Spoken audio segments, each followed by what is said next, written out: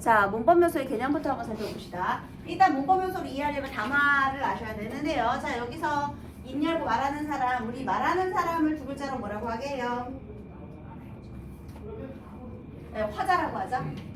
듣는 사람은요? 어칠, 정자. 그 다음에 이렇게 발화된 문장, 이것을 발화된 메시지 문장이라고 불러주고요. 그리고 이 담화를 둘러싸고 있는 상황 요소. 상황 요소가 뭐냐면 공적인 상황이냐 사적인 상황이냐 이런 거예요. 선생님이 반말을 찍찍 갈기다가 수업할 때 존댓말 하잖아요. 이런 게 이제 대상이 같지만, 듣는 대상, 청자가 같지만 화자의 표현이 바뀌었어. 왜? 무엇이 바뀌었기 때문에? 상황이 바뀌었기 때문에. 여러분 친구들끼리 높임말 안 쓰잖아요. 반말 하잖아요. 열도하고요. 그런데 갑자기 학급 회의라는 공적인 상황이 시작되면 그 사회자가 친구들에게 존댓말을 하죠. 그죠? 무슨 김나연 학생 발표해 주시기 바랍니다. 이러지. 야 나연아 네가 좀 얘기해봐. 이렇게 나누잖아요. 그러니까 상황에 따라서 이 말투도 변할 수 있는 거예요. 자, 일단 담화의 구성 요소 4개. 화자, 청자, 문장, 그리고 상황 이렇게 있어요. 이게 담화의 구성 요소예요. 자, 그런데 화자가 말을 하잖아요. 근데 말을 할 때 청자한테 자신의 의도를 드러내기 위한 표현이 있어요. 자, 다시 화자가 화자 표현. 좋아. 이 정도는 줄 안 삐뚤어졌지. 자, 화자가 자신의 화자의 의도를 드러내기 위한 표현 방법. 그게 뭐게? 문법 요소예요. 화자가 자신의 의도를 드러내기 위한 표현 방법. 이게 바로 뭐다? 문법 요소. 이 문법 요소는 크게 우리가 뭘 배워야 되느냐면요. 첫 번째는 높임 표현. 두 번째가 시간의 의도, 시간 표현. 세 번째는 피동, 사동의 의도. 피동, 사동 표현. 그 다음에 네 번째가 다른 사람의 생각이나 말을 끌어오는 인형 표현. 이렇게 배우면 돼요. 그래서 우리가 배워야 할 거 이게 다예요. 이게 문법 요소의 전부입니다. 아마 의문의 문동보다는 조금 쉽게 접근할 수 있을 거예요. 자, 그렇다면 오늘은 문법 요소 중에 첫 번째 높임 표현부터 공부해 보도록 할게요. 지금 내가 문법 요소 중에 무엇을 배우고 있는지 봐야 돼요. 자, 그 다음에 여러분 이제부터 문법이 시작됐잖아요. 그러면 문법에서는 무엇을 잘 봐야 되느냐? 여러분 우리말의 형태소예요. 형태소를 분류할 때 단어의 실제적 의미 유무에 따라서 단어의 실제적인 의미를 가지는 형태소를 우리가 실질 형태소라 불러주고요. 문법적 의미를 가지는 것을 형식 형태소라고 불러주거든요. 형식 형태소는 문법적인 의미를 가지는데, 그럼 봐봐. 우리 지금 문법 배우고 있잖아.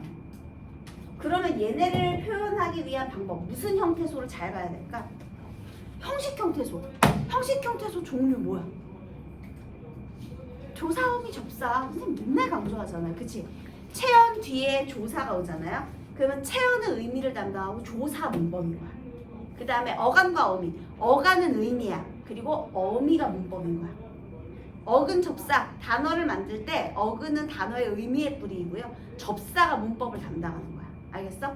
그래서 자, 여기에 나타난 이 표현 방법.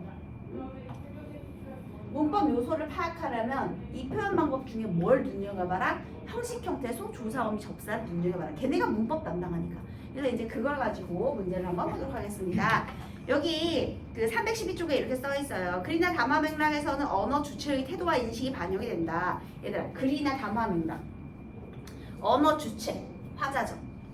언어 주체의 태도와 인식, 그게 의도예요. 그치? 그것이 반영되는데 이를 고려해서 문법적인 요소의 개념과 표현 효과를 이해해보자, 이렇게 되는 겁니다. 자, 그 다음 높임 표현부터 볼 건데요. 높임 표현은 말하는 대상이나 상대의 행위의 대상에 따라 화자가 높고 낮은 정도를 달리하여 언어적으로 구별하는 방식, 이렇게 되겠습니다. 첫 번째 높임 표현. 자, 높임 표현을 공부할 때 뭐가 중요하냐? 화자가요, 청자 또는 문장에서 나온 어떤 행위의 주체, 그걸 주어라고 하거든요.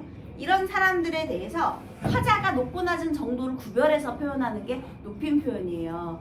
그러면 내가 누구를 높이거나 낮추는지 그 높임의 대상이 필요하겠죠.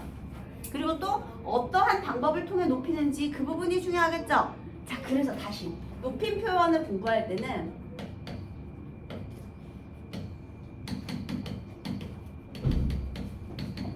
이게 표현 요소예요.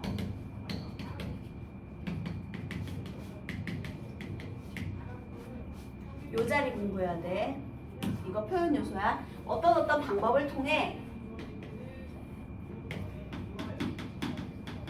주체인, 객체인, 상대인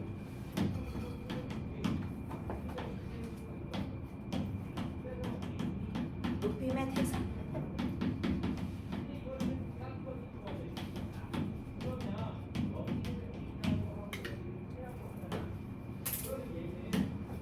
우리가 높임 표현을 공부할 때 요 세 자리 보는 거예요. 여기 주체냐, 객체냐, 상대냐 이것도 중요해요.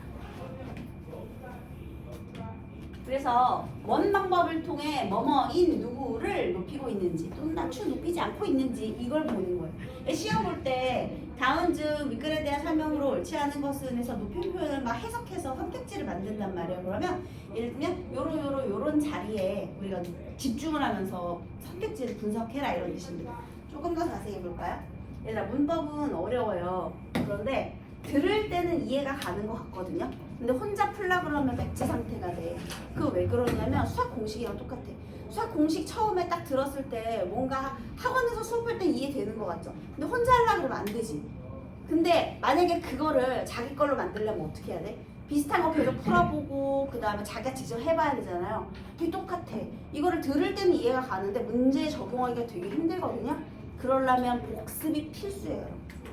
문법은 예습 힘들어. 복습이 최고야. 반복학습. 선생님이 문법 진도를 먼저 나가는 이유가 있죠. 막 문학 같은 건 너네가 까먹거든요. 왜냐면 조금 이렇게 이해했다가도 배웠다가 막 까먹어. 근데 문법은 까먹는 게 없어. 얘는 시간이 지나면 지날수록 체화가 돼. 내 거가 돼. 그래서 문법을 제일 먼저 끝내놓고 얘는 반복적으로 문제를 풀어주기만 하면 돼요. 그럼 점점 늘어. 처음에 구구단 시작할 때는 어렵지. 그런데 지금은 뭐 눈 감고도 구구단 할 수 있잖아. 이런 식으로. 그래서 이거 빨리 끝내고 우리 문법 요소는 주기적으로 문제 계속 빨리빨리 풉시다. 그렇게 하면 훨씬 좋은데요. 자, 그러면 아까 누굴 높여야 되는지 높임의 대상 이거 중요하다고 했잖아요. 얘부터 한번 살펴볼게요. 높임 표현은 높임의 대상에 따라서 어떻게 나눠주느냐. 일단 주체 높임 표현. 이게 첫 번째예요. 주체 높임 표현. 그리고 두 번째는 객체 높임 표현. 그리고 세 번째는 상대 높임 표현. 이렇게 세 가지로 나눠주는 거예요. 이 높임의 대상에 따라서 나눠주는 겁니다. 이 자리부터 보는 거예요. 이렇게 거꾸로 가는 거야. 자, 그렇다면 주체라는 말은 도대체 무슨 소리냐? 여러분 우리나라 말에서요. 설명하는 말을 문장성 무엇이라고 할까요? 서술어라고 하는 거야. 서술이 설명이야 얘들아. 동작을 설명하면 동사가 서술어가 된 거고요. 상태를 설명하면 형용사가 서술어가 된 거거든요. 다시 자 우리말의 순서는 주어가 맨 앞에 오죠. 또는 목적어나 부사어가 올 수도 있고요.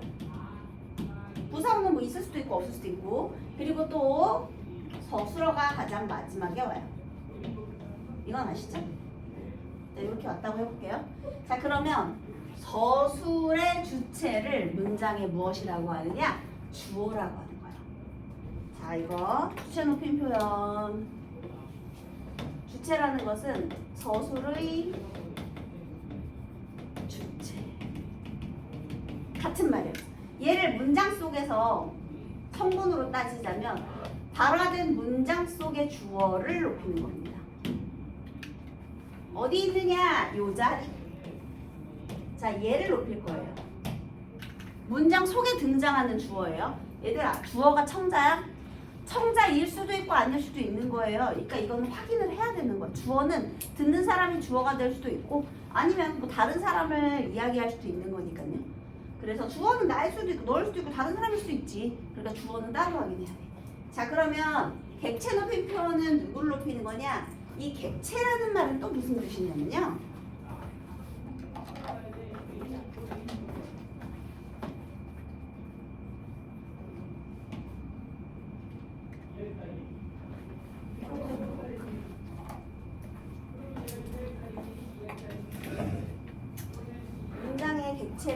어떻게 높이느냐?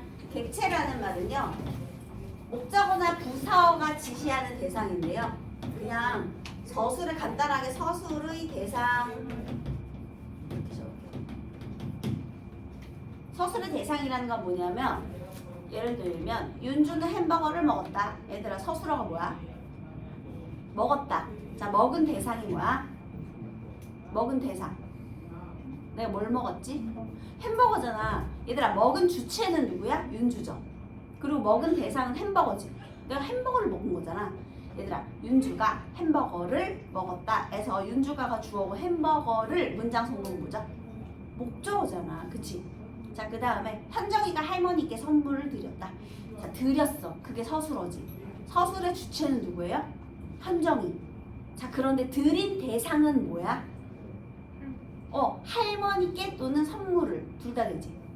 그러니까 다시 서술의 대상이라는 말은 문장 속에 무엇을 높이는 것이냐? 목적어나 또는 부사어가 있으면 부사어까지. 참고로 여러분 주어는 뒤에 기본적으로 조사가 뭐가 오죠? 주어는 원래 기본적으로 주어 이가 이 또는 가가 오죠. 얘들아 목적어는 뒤에 뭐가 오죠? 을을 와요. 무엇을? 자 그 다음에 부사어는 기본적으로 뒤에 사람이자. 일단 높임 표현은 사람과 관련이 있을 거예요. 그러면 누구누구 에게 이렇게 있겠죠. 그치? 사람은 에게, 그 다음에 이제 뭐 사물은 에 이렇게 되는 거고요. 자 그 다음에 이제 서술어 이건 이제 동사용사 이렇게 오는 거예요. 기본적으로 이게 기본 형태예요. 그치? 이게 우리 문장의 기본 형태야. 자 그러면 여기서 목적어나 부사어 여기 조자리. 자 객체 높임 표현은 요 자리 높이는 거예요. 이 자리에 뭐 사람이 오겠죠. 할머니, 할아버지, 교장 선생님, 그 다음에 선생님, 그냥 선생님 이렇게 높일 수 있는 사람이 와야 돼요. 뭐 어머님, 아버님 이렇게. 자 그 다음에 상대 높임 표현은요. 듣는 상대를 높이는 거예요. 자 그러면 상대라는 것은 결국 듣는 이. 저 청자 있죠. 듣는 사람 청자. 담화 상황 속에 청자를 높이는 표현이 나옵니다. 여기 있지. 얘는 여기 있는 거야. 여기 청자. 이게 상대 높임이야. 일단 누구를 높여야 되는지부터 출발이고요. 누구를 높이는 것이 어떤 표현 방법인지 얘는 이제 암기했지? 다시 얘들아 주체 높이면 뭘 높여? 주어. 객체 높이면 목적어나 부사어. 상대 높이면 청자. 이제 요거 외웠고. 자, 그 다음에 이제 마지막으로 살펴야 될 것은 바로 이거죠. 실현 방법. 어떤 방법으로 높였느냐. 대상은 이렇게 구분했고, 그 다음에 실현 방법. 자, 방법은 일단은요. 주체 높임의 종류는 사실 두 가지가 있거든요. 이 문장의 주어가요.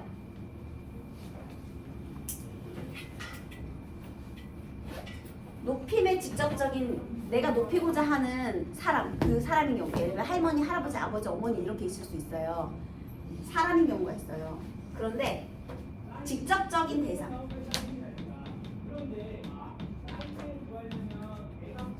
이 있을 수 있고, 그 다음에 또는 그냥 관련이 있는 사물일 수도 있어요.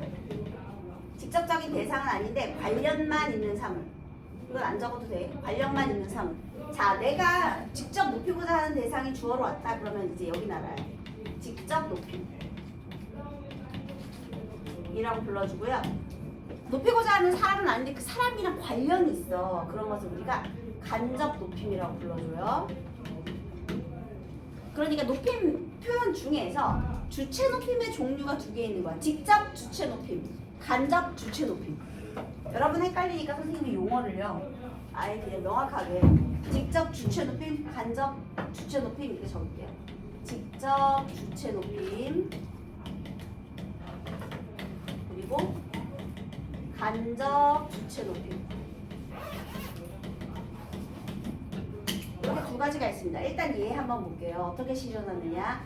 첫 번째는요. 저기 뒤에 조사, 주격조사가요. 이하고 가가 있잖아요. 그런데 주격조사 할아버지가 라고 하지 않죠. 할아버지는 뭐라고 하죠? 깨서라고 하지 얘들. 응? 그래서 주격조사 깨서가. 자 그럼 여기서 이 이가 대신에 뭐가 오는 거야? 깨서 이렇게 바꿔주는 거야. 할아버지께서, 선생님께서. 선생님이 하면 안 돼. 그래서 뭐 수장이 이렇게 말하면 안 돼. 수장, 선생님께서 이렇게 됐죠? 자 그 다음 두 번째. 선생님이 혹시 아까 형식 형태수 종류 뭐라 했죠? 조사, 어기, 접사. 봐봐. 저 주어는 아마 채연이 왔겠지. 사람이었을 테니까. 그러면 채연 뒤에 오는 저 조사가 높이면 의미를 들어있는 거야. 그러니까 문법을 담당하는 게 바로 형식 형태수구나. 다시 한번 느껴지죠? 자 이번에는요. 주체 높임의 선어말 어미. 정확한 명칭이 주체 높임 선어말 어미예요.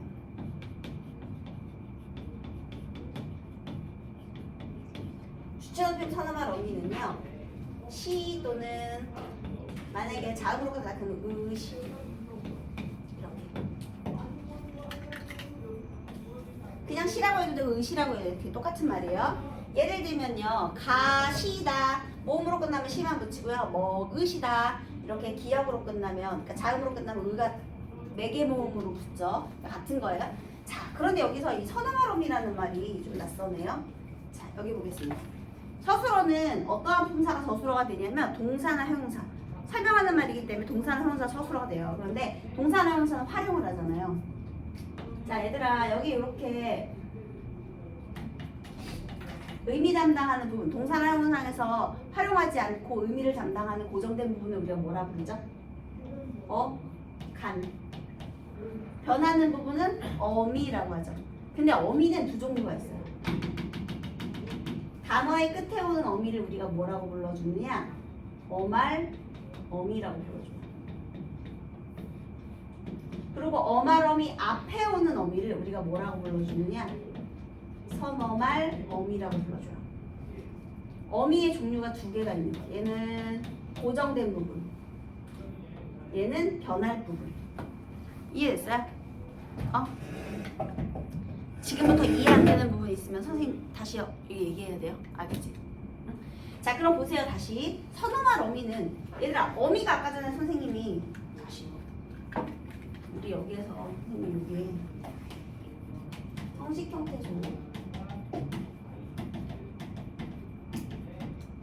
조사 어미 접사인데 어근 뒤에 오니까 일단 전미사 이렇게 한번 적어볼게요. 접사 체언과 결합하는 조사, 어간과 결합하는 어미, 단어의 뿌리 뒤에 붙는 접사. 이 중에서 형식 형태소는 이 부분. 조사, 어미, 접사. 저 부분이 이제 형식 형태소였잖아요. 그럼 여기서 잘 봐봐 얘들아. 여기에 어미 이 부분이 문법 담당한다며. 그치? 근데 어말 어미하고 선어말 어미하고 두 개 있는 거야. 예를 들면요. 가다 형태소 쪼개면 어떻게 쪼갤 거야? 가다. 가하고 다지. 가가 어간이지. 다는 그냥 단어의 끝이죠. 그럼 걔는 어말어미인 거야. 걔는 문장을 종결해서 평사형으로. 그런 문법을 담당한 거야. 근데 내가 가다 대신 앗다 했다고 해봐. 그러면 선어말 어미가 앗이 되죠. 자, 앗은 어떤 의미를 담당해요? 어떤 문법적 의미를 담당하죠? 그래, 과거. 자, 선어말 어미는요 딱 두 가지 의미밖에 없어요. 높임의 선어말하고 시제의 선어말 요거 두 개밖에 없어요 얘들아. 그런데 그 시제 선어말 어미 중에서도요 주체를 높일 수 있는 선어말 어미 시밖에 없어. 다시 선어말 어미는 아니면 다 시제야 얘들아. 높임은 주체 높임 선어말 어미 시 딱 하나 있어. 그래서 이 자리에요 선어말 어미 뭐가 오냐면 여기 시가 오는 거야. 이렇게.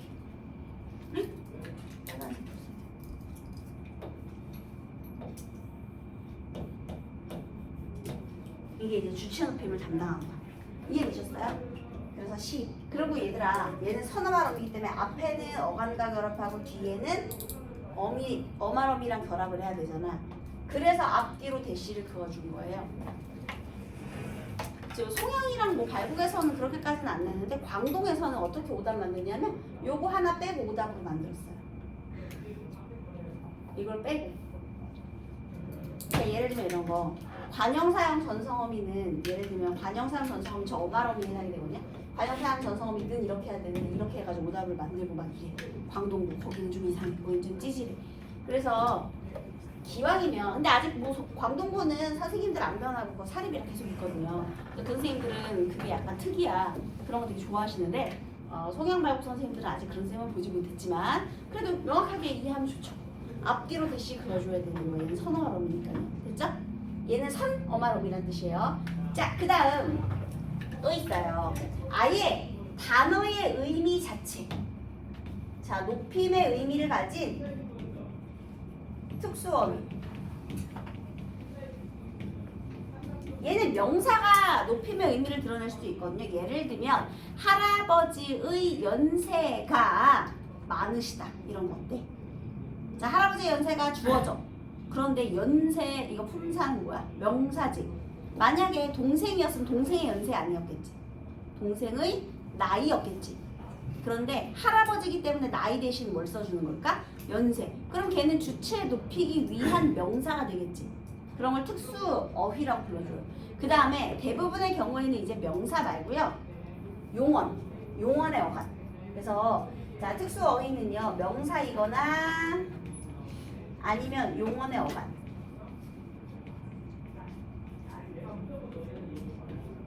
인데요. 자, 얘도 아예 단어의 의미이기 때문에 의미가 정해져 있어요. 예를 들면은요. 자, 요 자리를 말하는 건데 요 자리를 통해서도 실현이 가능한데 예를 들면 할아버지께서 지금 댁에 있으시다라고 쓰지 않아요. 뭐라고 하게요? 그래, 계신다. 얘들아, 근데 계시다에서 오답이 뭐가 제일 많이 나오는지 아세요? 할아버지께서 지금 댁에 계신다. 선어마럼이 시를 통해 주체인 할아버지를 높이고 있다. 이게 오답으로 정말 많이 나와요. 선생님 말 중에 뭐가 틀렸게? 선어마럼이 시를 사용하여 이거 자 이해 안 돼? 적어줄게. 할아버지께서는 지금 댁에 계신다. 잘 보세요. 선어마럼이 시를 사용하여 주체인 할아버지를 높이고 있다. 어때? 자, 뭐가 틀렸게? 지금 선생님 말 중에. 선어마럼이 시. 그래. 예를 들면 시를 빼봐. 너네 개다라는 말 있어? 갠다라는 말 돼? 아니. 그러면 어디까지가 어간인 거야? 개시까지가 어간인 거야. 시는 요 자리, 선어마럼이 자리가 아니에요. 이해되셨나요? 자, 그 다음에 낮잠을 할아버지께서는 낮잠을 뭐라고 하지? 자신다라고 안 하지. 주무신다라고 하지. 그럼 주무신다에서 시 빼볼래? 그럼 어떻게 돼? 주문다 돼? 그러면 어디까지가 어간이야? 주무시다까지. 얘들아, 이거 빨리 이해되는지 안 되는지 빨리 이해 안 되는 사람 빨리 자수해. 이 시가 선어마럼이 자리가 아니라 어간 자리라는 게 이해 안 되는 사람 빨리. 어때요? 이해돼요?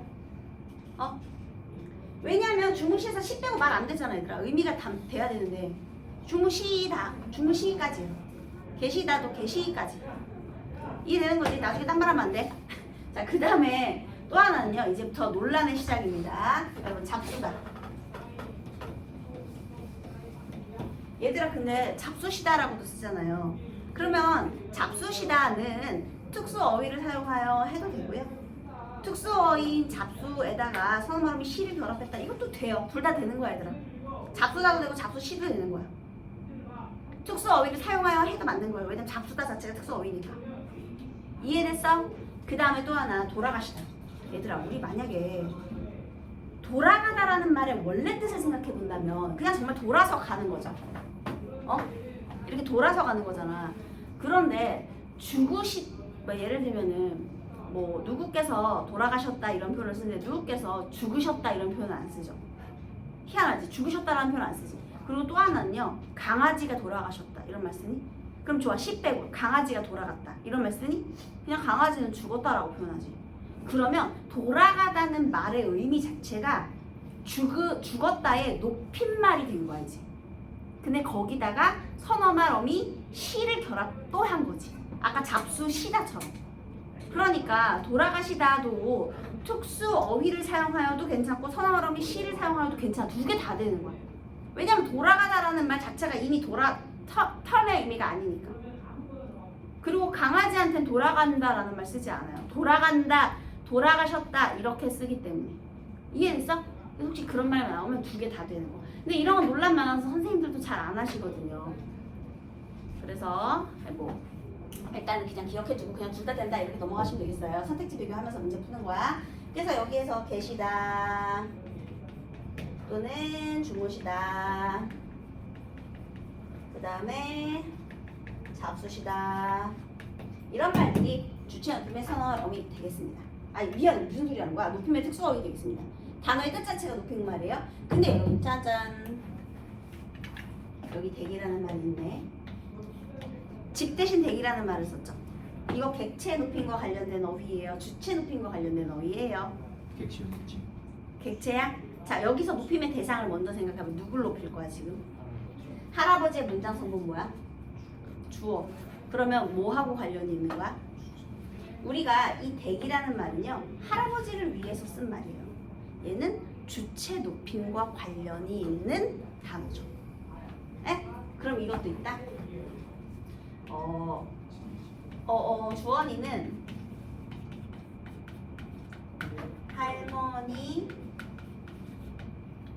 할머니를 오시러 댁에 불렀다.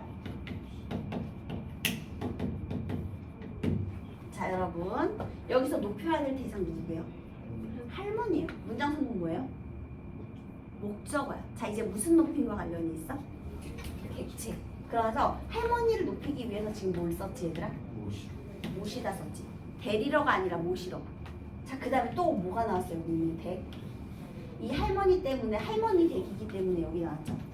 똑같은 댁이에요. 근데 얘는 무슨 높임과 관련이 있어? 얘는 무슨 높임과 관련이 있어? 이해됐어? 그래서 선생님이 처음에 이 말 써준 거야.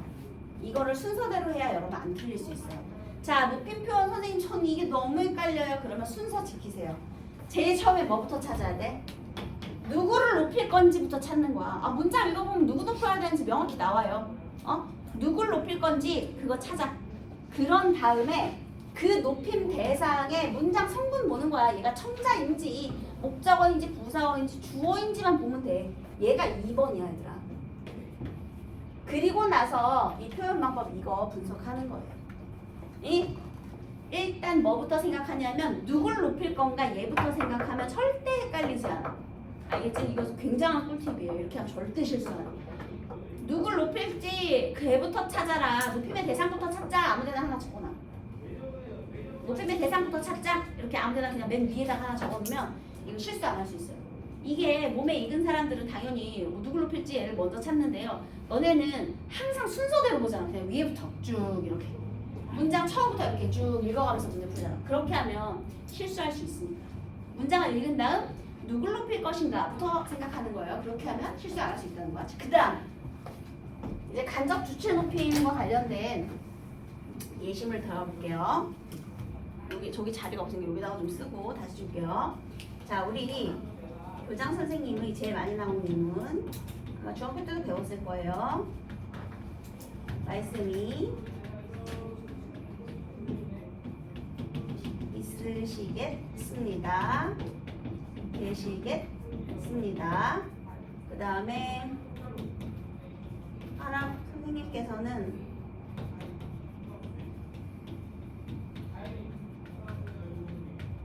고민이 있으시다.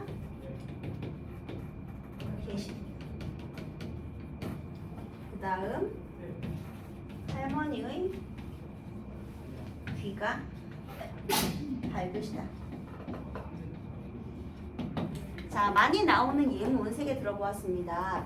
자, 여러분 여기에서 누굴 높여야 될지를 한번 생각해 보니까요. 교장 선생님이나 선생님이나 할머니를 딱 높여야 된다가 느낌이 오시죠? 그죠?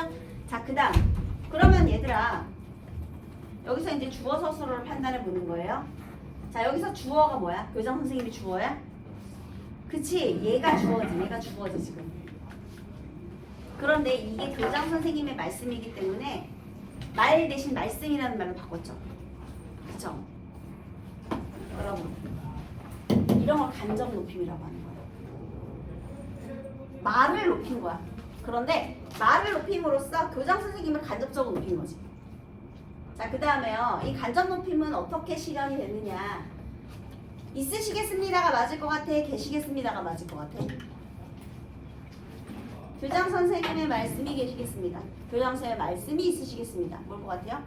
있으시겠습니다. 얘가 맞아요. 얘는 쓸 수가 없어. 왜냐? 간접이니까. 얘들아 이건 단어의 의미 자체가 높잖아. 이런 거는 극존칭 표현이라고 하는 거예요. 그래서 얘는 못 써.